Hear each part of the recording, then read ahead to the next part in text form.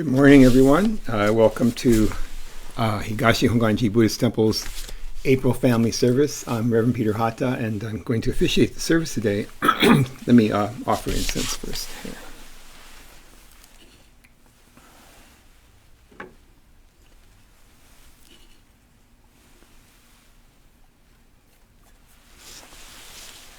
Namo Amidavos. Namo Amidavos.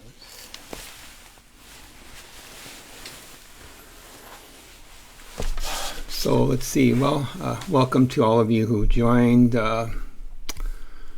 See, Bruce, Trish, Rimban, Rob, Kathy, and Reverend Fred is here too. Good. So I'm pretty sure you're enjoying the warmer weather, that we're experiencing. And today I think it's going to be very warm, but it's nice to have the warm weather. As you get older, you become more stiff, and so the warmer weather is a good thing. And then hopefully, with the vaccinations, I think, the COVID-19 vaccinations proceeding along, we are getting closer to a point when the temple can reopen. So hopefully, I think there are plans being made and preparations being made at the temple. So, it looks like, everything, if everything stays on course and we don't have another surge, we should be able to have an opening, welcome our members back sometime in maybe the middle of June. I think that's the plan right now. So I have another hope, which is actually for today, which is I hope that the technology gods, are behave themselves and are willing today. And if they are, I hope to have a surprise for you later. When I say technology gods, I'm referring to a whole host of things that could happen that could derail a live stream service. So, I don't know if Jason Wong is watching, but my fellow colleagues who do live streaming know that there's any number of things that could go wrong. But if they don't, let's cross our fingers and hope that they don't. And if they don't, then there should be an interesting surprise for you later. And if the technology gods are not willing, then this will be more like a painful surprise for me, probably. But I try to remember something that one of my teachers once said, which was that it's important to always be hopeful, but to be hopeful without expectations. And so that's what we try to do as Buddhists, to remain hopeful, but without, attachments or expectations to those hopes.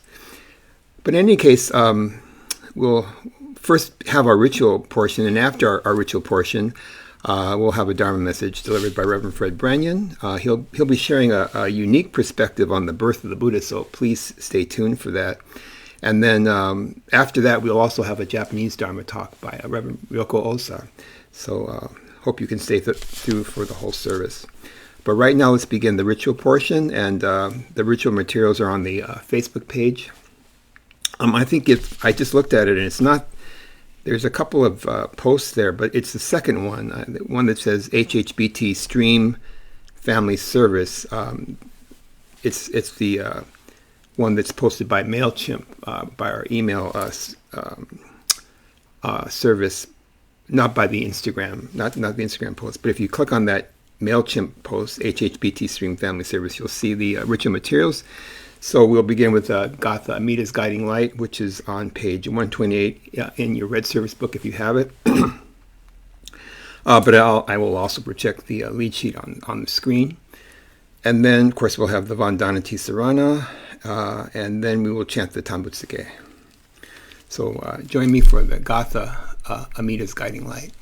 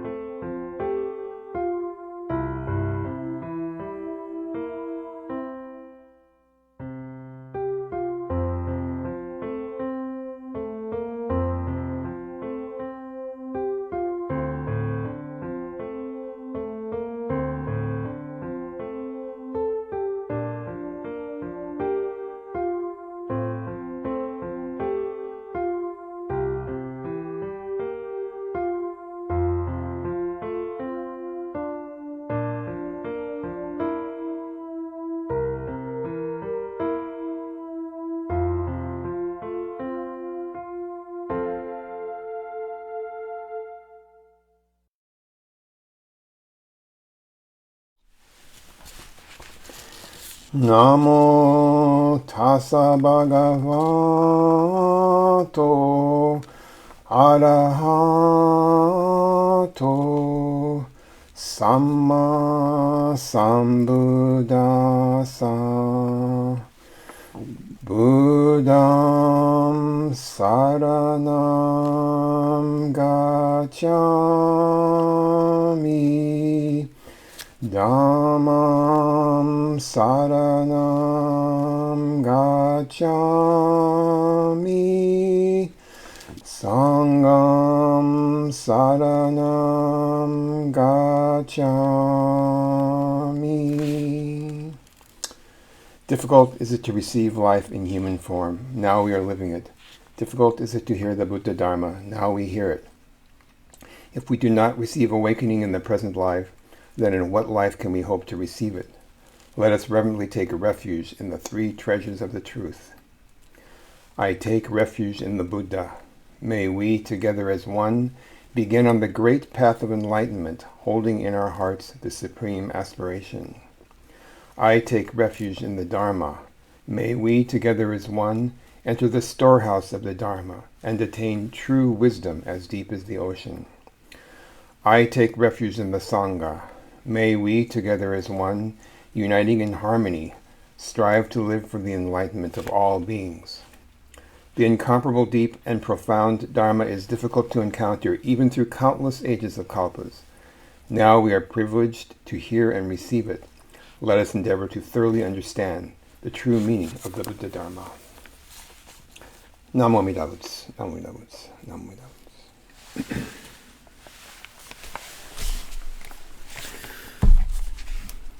And now we will chant the Tambutsuge.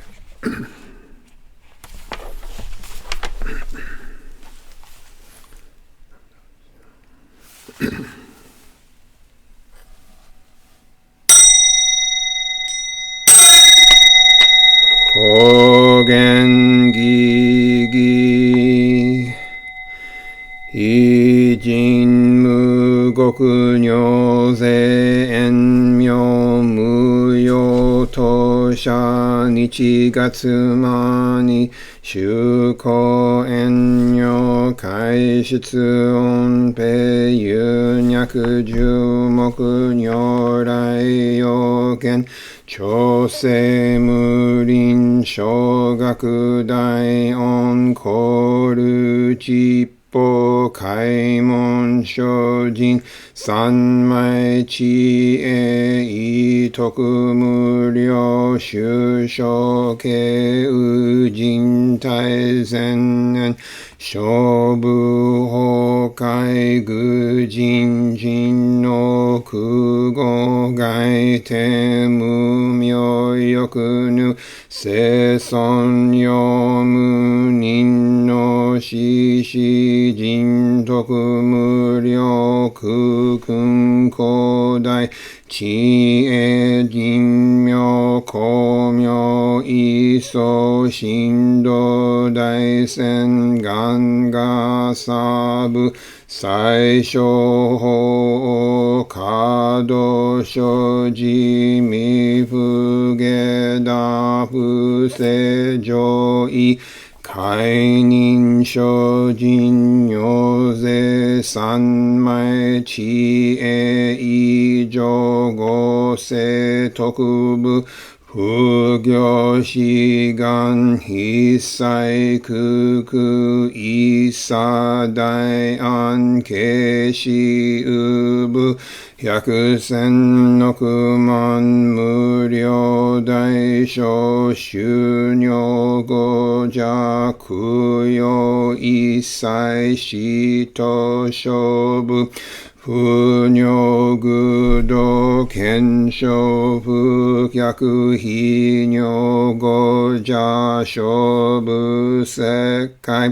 Bufu Kake Mushu Set 道公明師匠変師匠国女性精進偉人南路両がサ部国道第一号宗金明道場徴税国女内音任務闘争がと愛民道田一切実法来所新年少女伊藤が国経楽安穏公部神明税が新書発願王非力少々翌実法生存気へ無下上領子孫地が信行軽量心死食毒中画行精進忍術不見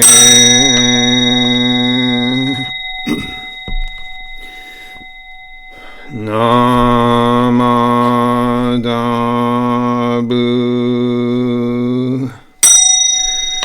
生ダブ生ダブ生ダブ生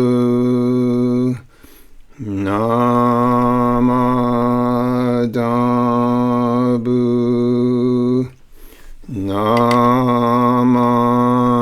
ダブ願に宿毒平等正妻同母大神往生安楽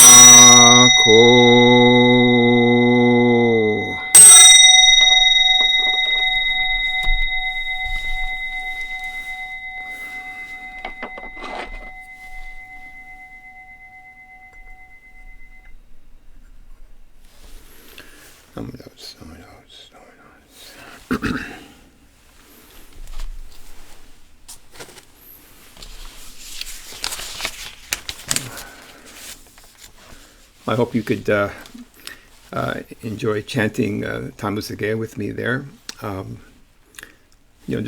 think those of you that are longtime members know that we chant the Tamusage on the family services, which are usually the third service of the month, and then the other services we chant the Shoshinge. So just to clarify that. So one of the other traditions of the family service are announcing the birthdays. And so I was checking my birthday list, and this may not be up to date, so I apologize if I've missed somebody. But if I have missed a April birthday, please let me know in the comments, and I'll try to update my birthday list here. But I only have 2 birthdays for April. Elaine Barbode and Rosa Kawahida. So I don't know if either of them are here today. Don't see them here. But to Elaine and Rosa, happy birthday to you, April birthday babies. I think it's kind of cool, that you're born in the same month as the Buddha. That certainly worked out well for him, right? And then most significantly, it worked out very well for the rest of us too, of course. But if I've missed anyone, please let me know in the Facebook comments. And happy birthday to both of you. And, of course, to all April birthday babies out there, including Shakyamuni Buddha.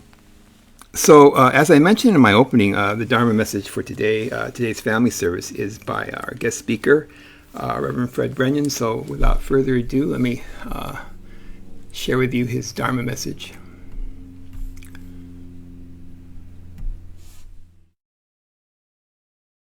Namu Amida Butsu. Namu Amida Butsu. Namu Amida Butsu. Welcome, friends. Welcome to this, our Betsuin Sunday morning family service. It's a beautiful day outside. It's beautiful here where I'm at. I hope it's equally and even more so beautiful where you're at. It's a special service today. It is Hanamatsuri, the flower festival, the festival that is celebrated in honor of the birth of the Buddha. It's a special day for us. I think it should be a special day for everyone and everything. But I'm glad that we're able to join here in this medium to be able to share together the birthday of the Buddha. Hopefully, next year we'll be able to do this in our temples and maybe have cake and ice cream afterwards and everything. That'd be suitable for a little birthday party and everything. But right now, this is enough. This works and everything. So I'd like to share a little bit about the story of the Buddha's birth. Stories, first of all, are important. Um, I often say, that our lives are made of stories. We tell story things that are really important. We usually tell in story form. We convey what's really important to our lives, to our interests, to what we need to hear in story. Uh, Simple stories like Washington cutting down the cherry tree, and because he owned up to it, he became president, says something about what we want our leaders to be like. Doesn't matter whether Washington actually shot down a tree or not, he didn't actually. But the point of the story is honesty really pays and everything. And that is always a good lesson. And so we tell stories to convey these truths. The saying, be honest is not enough. Why should you be honest? Or what's the consequences of being honest? The same goes for the stories that we tell every day on everything. We gather together Thanksgiving to celebrate our families and we tell stories about each other. And sometimes we're the stars of the story, sometimes we're the joke of the story, but these stories take on a life of their own and they carry forward.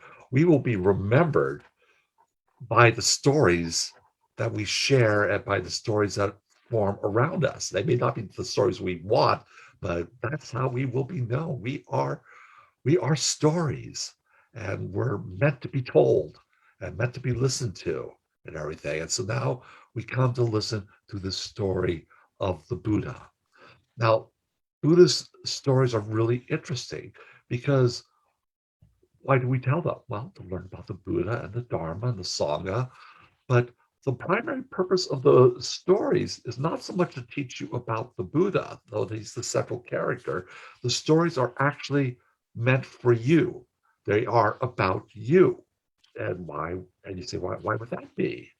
Well, because in Buddhism, what is our goal?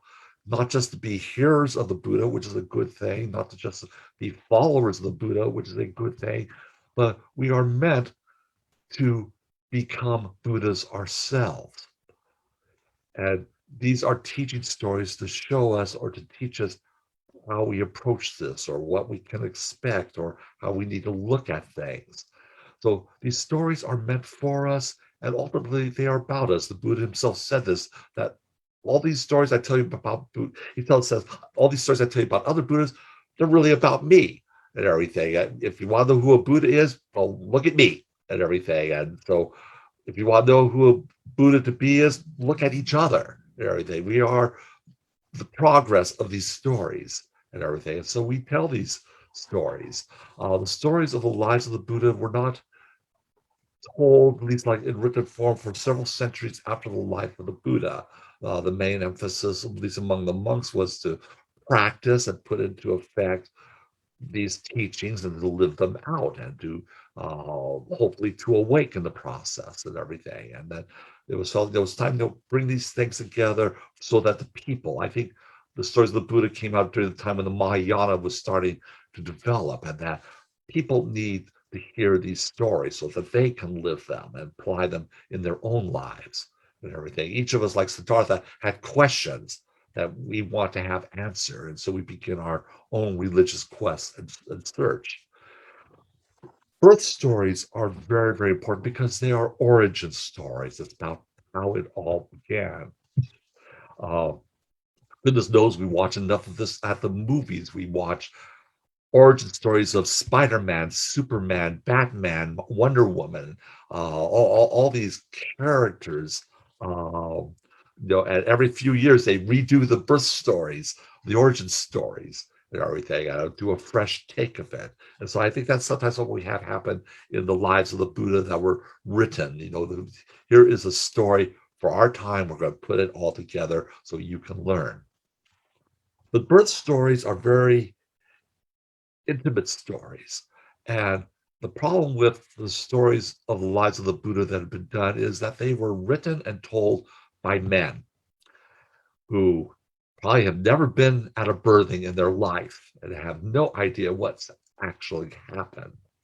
I think that's an extremely important uh, point to remember. And we need to listen, particularly in this story, to the voices and experiences of women if we are to appreciate what is happening or to understand some of the goings ons within them. Um, Point. And the women are the stars of this story ultimately. The story of the Buddha's birth is very simple. Queen Maya and her husband, King Suddhodana, were hoping for a child. They tried, and as often happens, nothing was happening of that. And then she had a dream. She visualized or had a vision of this white elephant, which is a very royal symbol, entering the side of her body into herself and making its home within her. And she knew that she had conceived. I think she probably may well have experienced the sensations of what is involved with conception going on within her. So she knew something had happened that was happening in her. And this was great cause for rejoicing as she began to show more of the signs of pregnancy. As the time approached for her delivery, um, she and her attendants, her handmaidens, midwives, and her sister. Uh, uh, she greatly loved her sister, and she was a co-queen with her, sort of junior queen, but she was also married to King Suddhodana. This was something that often happened in the royals in the ancient days. They would often marry sisters. In the Bible, with Jacob marrying Rachel and Leah, two sisters. He wanted one, but he had to marry both and everything. So her sister was also an attendant with her, and she's a very, very important part. So she wanted to go to a place called Lumbini's Garden, and that is a place that is, we believe, was about like 5 to 15 miles away from their capital in the Shakya clan area up in the near the mountains of the Himalayas where Nepal is.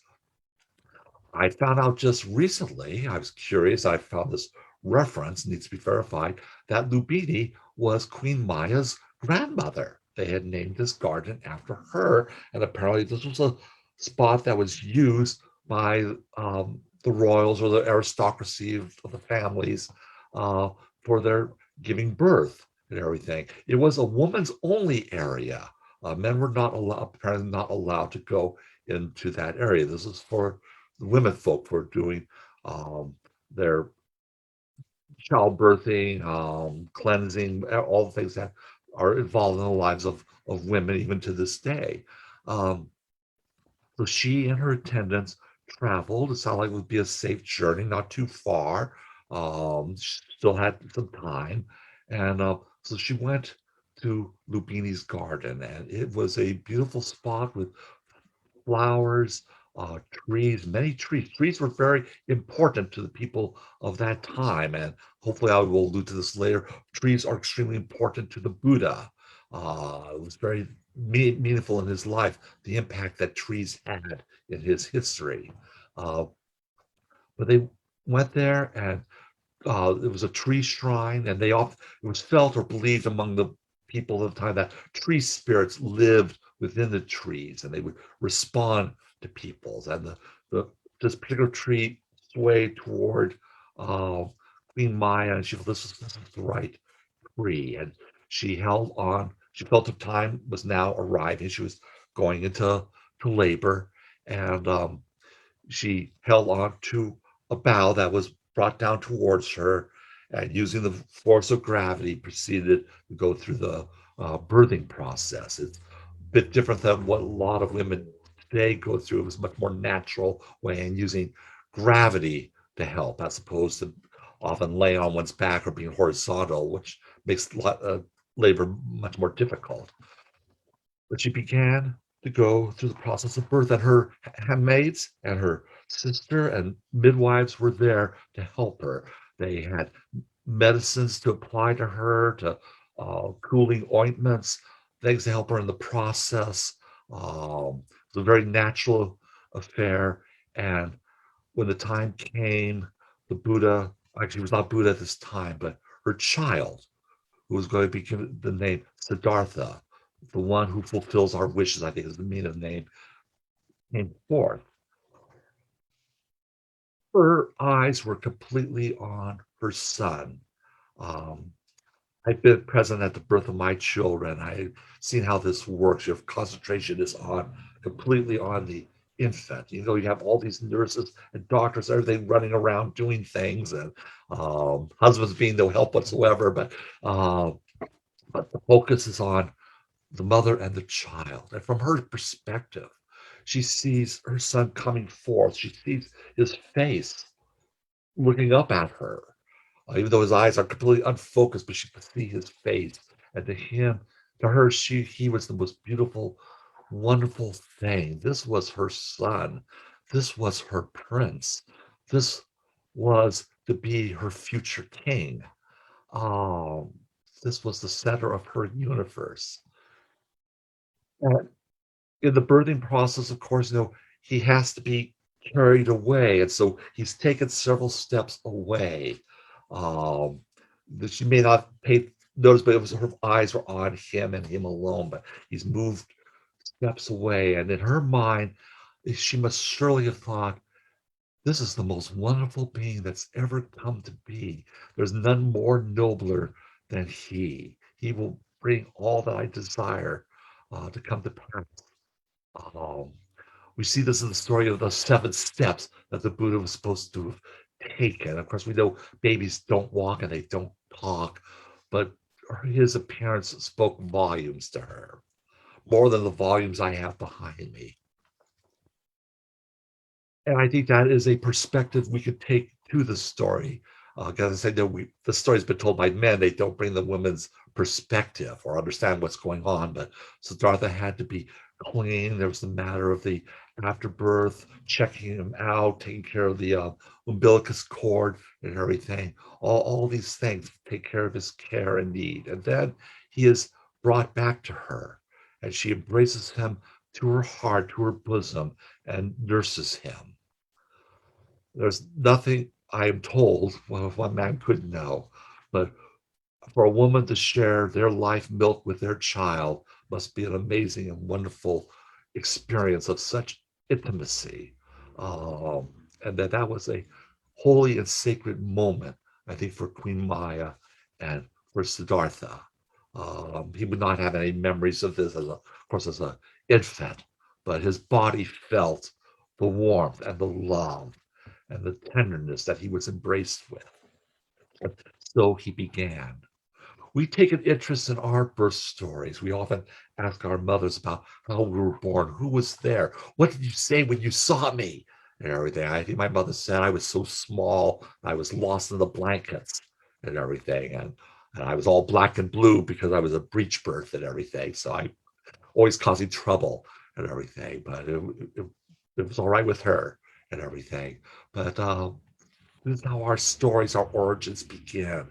This telling of the stories. And Siddhartha must have heard how his mother had felt later on when he was able to ask questions or ask about happened, but he was not able to ask about it to his mother because sadly, in this occasion of joy, there was also tragedy. She took ill, and she died within a week after the birth I presume they were still there. She was not well enough, obviously, to travel back. Uh, Childbirth was a very dangerous thing for all women to go through. Only until recent time, with medical means, are we able to see that deliveries are safe. Very seldom now do they result in such tragedies and everything. It could have been an infection. The labor, the birthing may have been too much for her. This is something that's often happened. There's a story that he was born from her side, much like the elephant conception, but it was also said he was born from her side. And that is a possible reference to a C-section, to a Caesarean section. So that would have been a deadly occasion for her and everything. Um, but it was also a thing that marked Siddhartha's destiny, because to go through that type of birthing experience was rare, and it was a mark of supposed to be of greatness that you had to burst forth and everything. We call it Caesarea because of Julius Caesar, who wanted to found the, the Roman Empire. He was major general, but it was left to his children to bring about up the empire. But it was a mark of something special that one comes forth in the world like this. But however it happened, she died. She was not there for him. It must have, as she was dying, it must have broken her heart that she could not be there to take care of him, to watch literally when the time come his first steps, his first 7 steps in her eyes, to learn to speak, to for her to tell stories to us. We're telling stories. Thankfully, her sister was there. Part of what we don't realize when we look at this story is that her sister, Mahapajapata, was also a mother. She had actually given birth a little bit before Queen Maya did. So the reason for her to be there was she had been through the experience of childbirth and could help her sister and encourage her to go through with this. And of course, she was feeding her own children and everything. And so when Queen Maya passed away, she took up Siddhartha, who must have been crying, um, stared as only an infant can be. Like, where's the warmth? Where's the love? Where's where's this milk that gives sustenance? Where am I? She took him and embraced him to her own bosom and fed him with her own milk, her own life milk that she had given to her children, and now she's now giving to him. And Martha became the center of her life. She became, on the day of his birth, she became his aunt. But a week later, she became his stepmother, his nurse, and he depended on her now for all his life's needs. And so he was brought home to King Suddhodana, who wept at the death of his wife, but rejoiced at the birth of his son. And the story of the Buddha commenced to what we know of today. So this is what is involved in Hanamatsuri. It's a special day. It's a day of gladness and sadness. It's a day of life. It points to death, and it points to the love that flows between beginning and end. The, the act of compassion, the attendants and the nursemaids, the midwives, and of his aunt, his mother, towards him. No infant can survive without the care of others. We are not born individuals. We are born as social beings. We are dependent upon each other. I think this is a very important lesson that we need to learn here in America. We so focus on the individualistic and everything. We often think maybe Buddha as an American at the moment of taking 7 steps because he's going forward and he's being an individual and everything. No, he is a social being. He is part of the interconnectedness of all and everything. And I think that's a special lesson.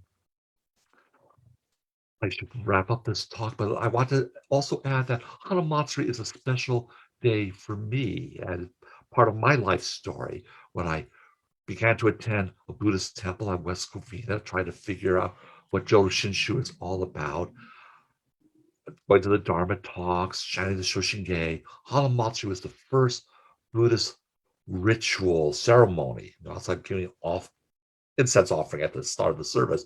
The first full-scale Buddhist ritual that I engaged in. I never saw anything like it. The Hanamido with the little stage and the flowers, and there's baby Buddha in this little pool of sweet tea and everything. And should I participate or not? Because doing ritual is important. It's acting out a story. It's saying something. If I engage in a ritual, I am saying something. You're saying something. And I decided to take that step to go forward and honor the Buddha. I had read all these books about the Buddha. I have lots of head knowledge, but I need heart knowledge. I need heart experience for this to be made real and actual. So I went forward, sort of peeked ahead, see what people were doing. But there was a problem. What do I do when I get in front of the Buddha? Because up to the point of that time, I participated in our services, chanted the Shoshinge, read the Shoshinge, listened to the talks. But at the Vedanta Tisarana, I did not say the words because words are important. To say, I take refuge in the Buddha. I take refuge in the Dharma. I take refuge in the Sangha means something. And to say those words mean I'm taking refuge. This is what makes all of us into Buddhists. Not whether we understand all the teachings, who of us do, but to take refuge. This is the heart of Buddhism, to put my reliance on the Buddha. To say those words would make me into a Buddhist. I was not ready to make that final step. But when I came up to the Hanamido, and there's the baby Buddha, and I reach in with that little cup, and I poured 3 times over the baby Buddha, and I whispered in the deepest, quietest whispers, I hope to take refuge in the Buddha. I hope to take refuge in the Dharma. I hope to take refuge in the Sangha. And went back to my seat. I was able to do at that point. And now my attention was now more firmly turned towards what does it mean to be a Buddhist? What does it mean to commit yourself? Which in time later on I was able to do. So Hanamatsuri is very special to me as part of my story, which I'm now sharing with you. And I hope you will share your story with each other, with your families. When you see me in person next, share them with me. I love a good story because we're all made of stories, and your stories are part of mine, and mine is part of yours, and the Buddha's is part of all of us and everything. So thank you for being here. Thank you for listening. And please have a blessed and happy Hanamatsuri. Namo Amida Butsu. Namo Amida Butsu. Thank Well, thank you very much, Reverend Fred, for your very unique take on the Buddha's birth and the significance of his birth to you and to all of us, and also about your own unique birth. Can I say birth as or entry into the path as a Buddhist that you shared with us at one of West Covina's Hanamatsuris many years ago? But so actually.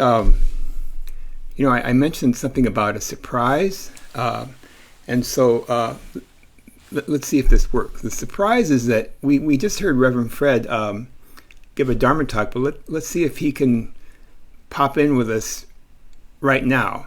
So are you there, Fred?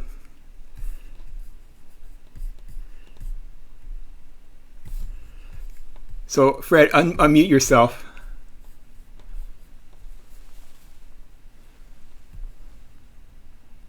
So are you there, Fred? I am here. Oh, wow, I'm in person. So Fred, unmute yourself. Okay, I am on mute. Do you hear me? Yeah, I can hear you. Uh-huh. But you might want to mute the Facebook stream. You can watch the Facebook, but unmute the Facebook audio. Mute the Facebook audio. Okay, I just turned it off actually. Okay. Okay.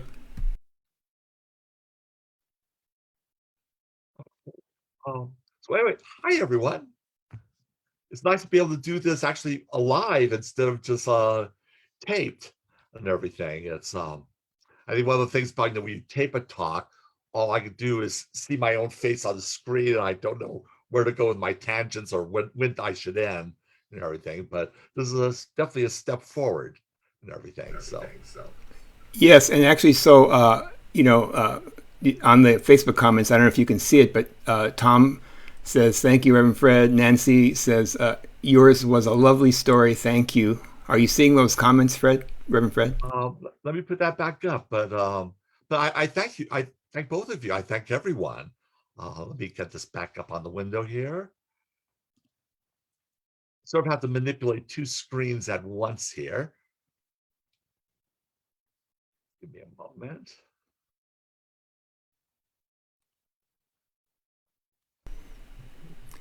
So if you have any questions or comments for Fred, Reverend Fred, type them into the Facebook comments there. Both of you, I thank everyone. Oh, I know what I should do. Let me close. Don't have to manipulate two screens at once.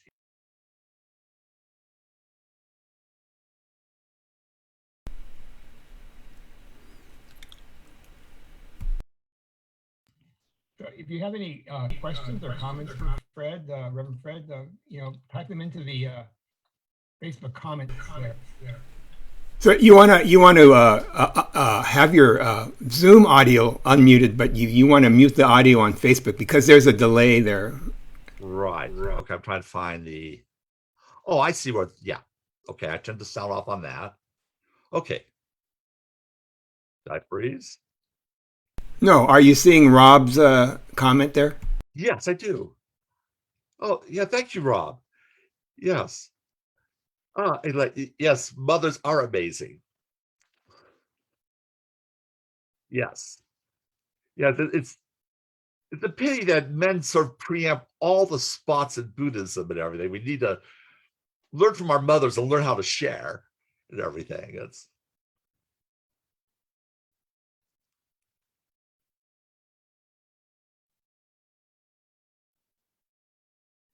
But yes, it was one of those things when I started my talk that I realized, this is actually about women.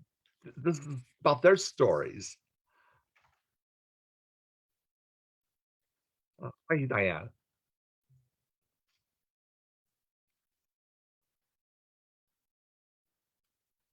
And I think this is also why our temples need to be safe spaces for everyone, men, women, gay, transgender, black, white, Asian, everyone to be safe at temples so that they can share their stories and so that we can listen to stories.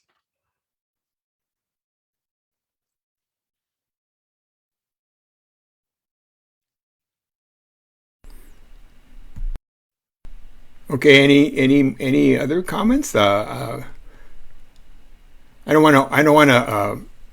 Nothing. Don't take this personally, Reverend Fred, but I don't want to overstay our welcome, because one never knows what the technology gods are going to do to us. Well, one cannot have too much of a good thing. One can have too much of me.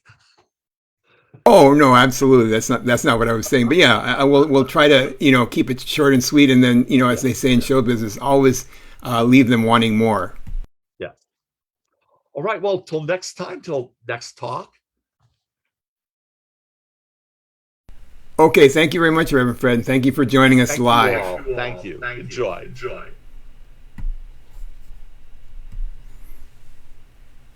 Oh, so that was really interesting. We had Reverend Fred join us live, during our live stream.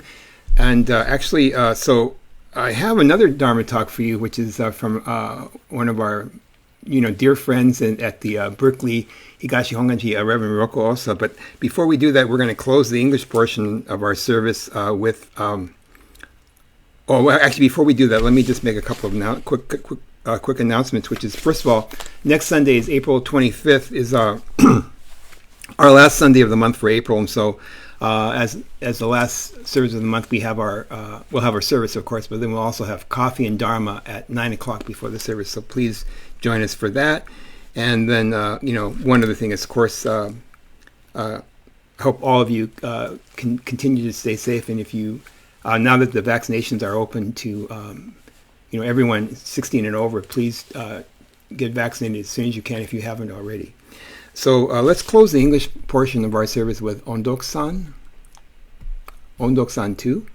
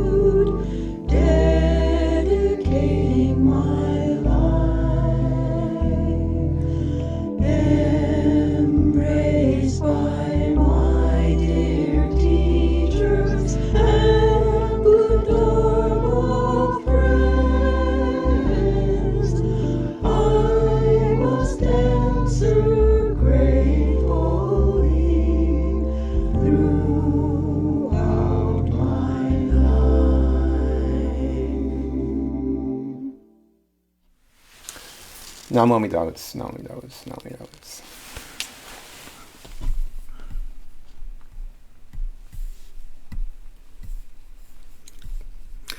So let's see. Now we will have a Japanese Dharma message by Reverend Ryoko Osa. So please stay tuned for this. If you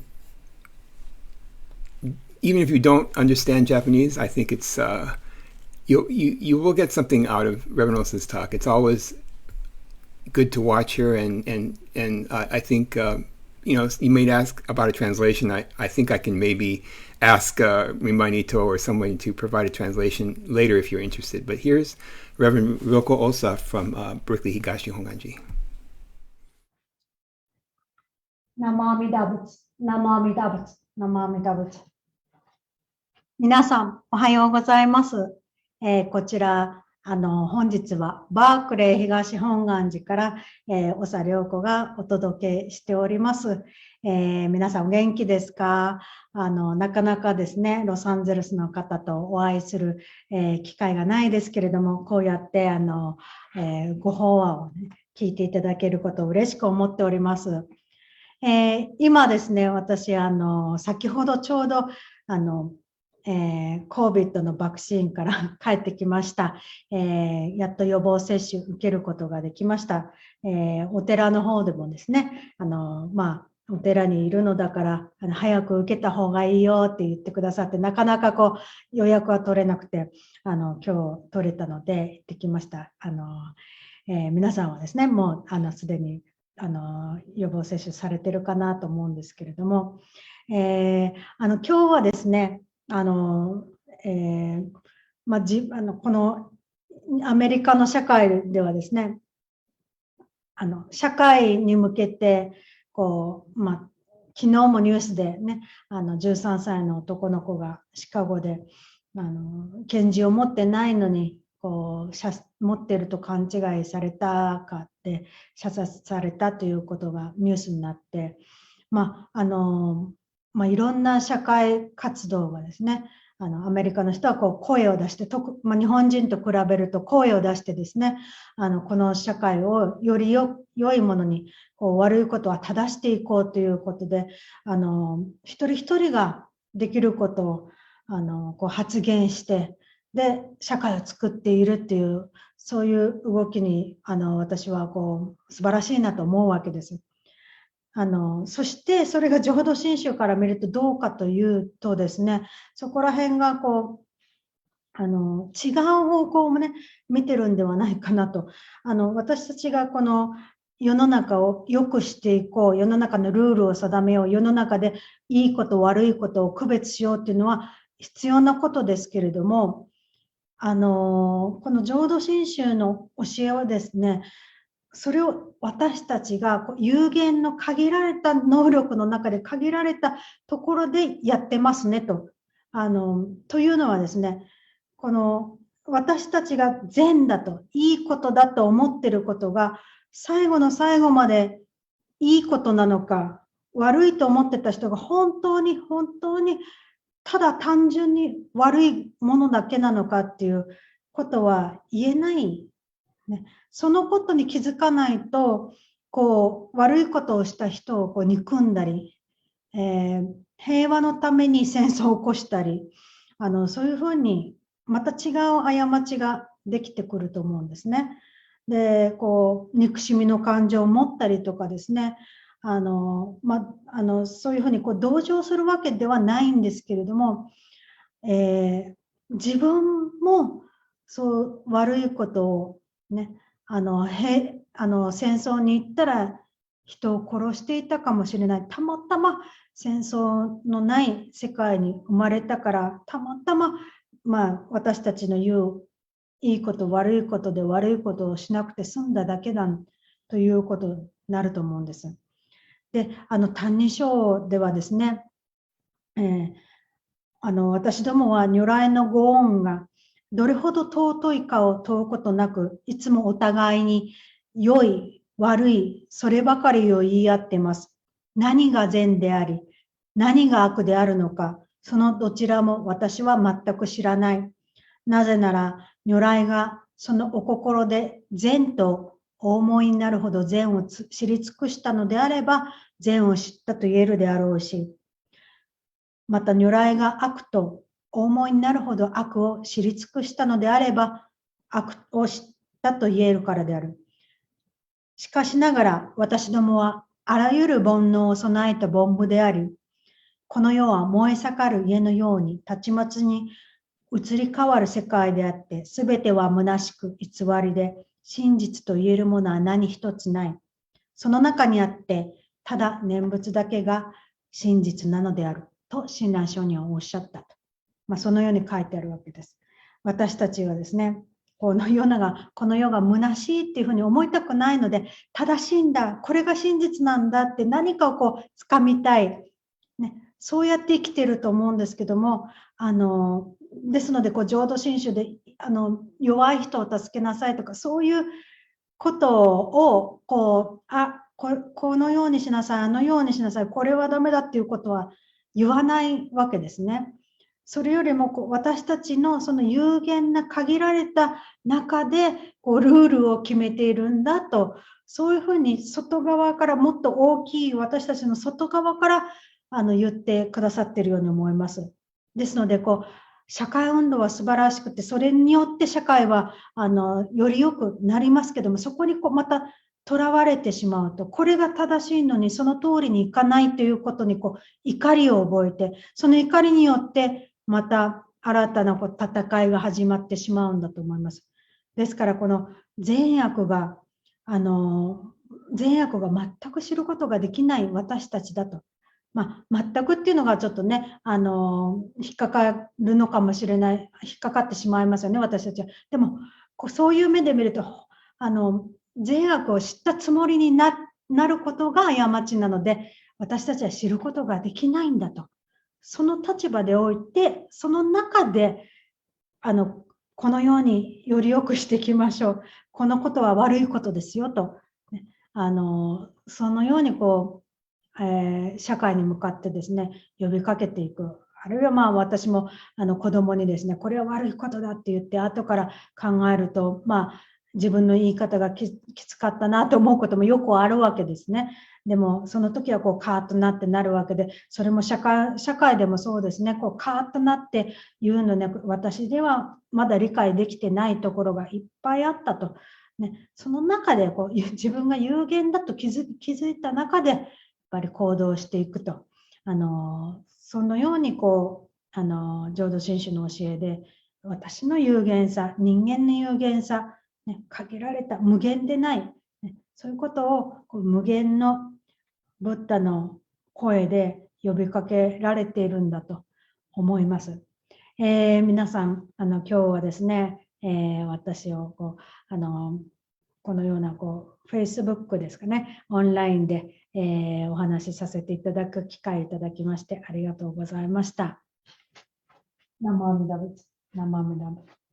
お元気でお過ごしください。